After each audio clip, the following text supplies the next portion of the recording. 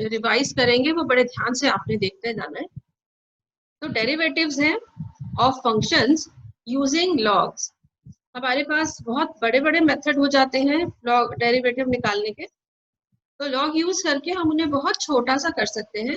कैसे कर सकते हैं वो हम देख रहे हैं यहाँ पे, ठीक है। तो ये वाली एक्सरसाइज वैसे 5.5 ही है जो इस टॉपिक को डील करती है। थोड़ा रिकैप कर लेते हैं। हमारे बहुत सारे बच्चे जो आज नए आए हैं, log 1 हमेशा 0 होगा। हमने डेफिनेशंस पढ़ ली थी, समझ ली थी। अब इन बातों का जरूर ध्यान रखिएगा। log of m multiplied by n, दो फंक्शंस अगर हम ले रहे हैं जो मल्टीप्लाइड है, तो उनको अगर हम log खोलेंगे तो ये आएगा log m plus log n, अलग अलग से प्लस हो जाएगा। इसी तरह अगर ये m अपॉन n है और उसके बाद log लिया जाए तो अलग अलग log लेने पर log m minus log n हो जाएगा।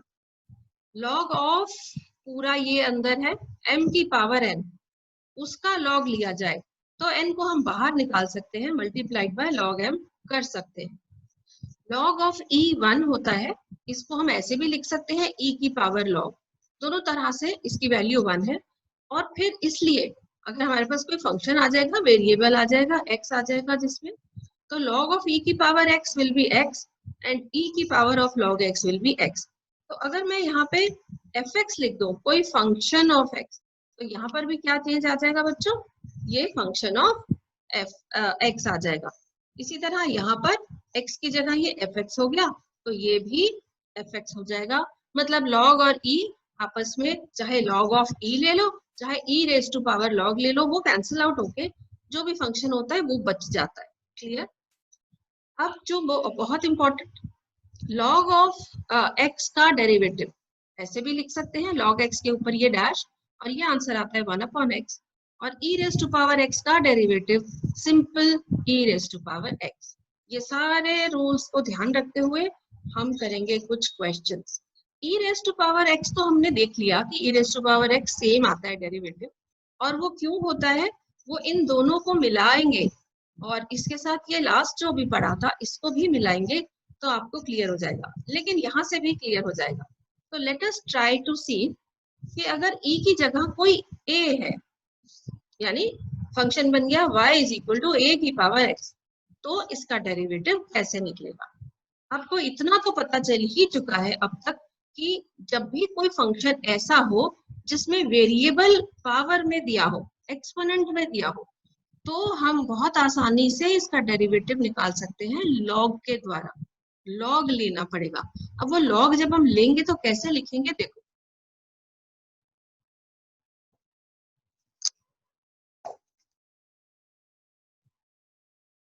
log of y is equal to log of a की पावर x। ठीक है, हमने ये रूल पढ़ा, इसे ध्यान कीजिए, rule number 4। log of m की पावर n, n को बाहर निकाल के log m लिखा जा सकता है, तो फिर हम यहाँ इसको कैसे लिख सकते हैं, x को यहाँ पहले लिख के multiplied by log of a। जब यहाँ कुछ भी मेंशन्ड नहीं है, आप अज्यूम करेंगे a is equal to constant. a e तो नहीं है ना, a और e में फर्क है, e एक्सपोनेंशियल फंक्शन होता है, ये a कोई भी कांस्टेंट है, एनी नंबर, तो log ऑफ a भी कोई कांस्टेंट हो गया। ठीक है, अब वैसे एक बात बताओ, जब कोई constant k multiplied by x, इस पूरे का डेरिवेटिव लेना हो तो हम क्या लेते हैं, ये x का डेरिवेटिव 1 होता है और कांस्टेंट a जो मल्टीप्लाइड है वो एज इट इज लिखा जाता है। तो सेम रूल यहाँ लगाएंगे और अब हम नेक्स्ट लाइन में लेंगे डेरिवेटिव, और उसको हम क्या लिखते हैं, differentiating with respect to x।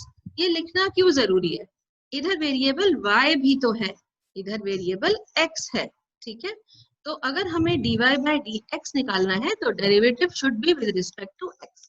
Okay, तो अब इसको थोड़ा और नीट कर लेते हैं। Derivate differentiating with respect to x, log के फॉर्मूले के हिसाब से log y, ये हमने यहाँ देखा पॉइंट नंबर 6, log x का डेरिवेटिव होता है 1 अपॉन x, तो log y का डेरिवेटिव हो जाएगा 1 अपॉन y। लेकिन यहाँ हम विद रिस्पेक्ट टू y तो नहीं कर रहे ना differentiate, with respect to x कर रहे हैं तो हमेशा साथ में आएगा dy बाई dx। इस बात को हम बहुत अच्छे से ध्यान रखेंगे। अब हमारे पास यहाँ पर ये वाली टर्म है जिसमें से हम ये समझ चुके हैं कि log a कांस्टेंट है और इसी की तरह बिहेव करेगा। तो डेरिवेटिव x का हो गया 1 और log a as it is constant की तरह से लिखा जाएगा।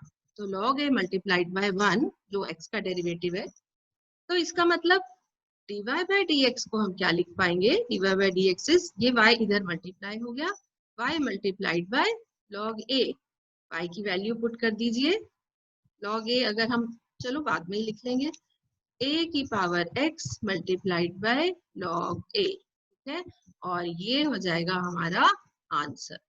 ओके, e की पावर x का डेरिवेटिव देखा था ये 0.7 में, सेम आया था e की पावर x, ठीक, लेकिन इस केस में a की पावर x है, मल्टीप्लाई करेंगे डेरिवेटिव से, चेन रूल याद कीजिए।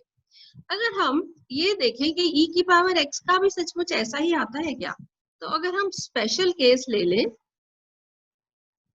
a equal to e put कर दीजिए इसी क्वेश्चन में, तो dy बाई dx क्या आ जाएगा, ये आ जाएगा e की पावर x multiplied by log e, और हमने ऊपर क्या पढ़ लिया है, log e की वैल्यू कितनी होती है, पढ़ा है ना अभी ऊपर, what is log e, it is 1, ठीक है, तो log e की वैल्यू 1 लिख देंगे और e की पावर x तो है ही, तो आंसर आ गया ना फिर से e की पावर x।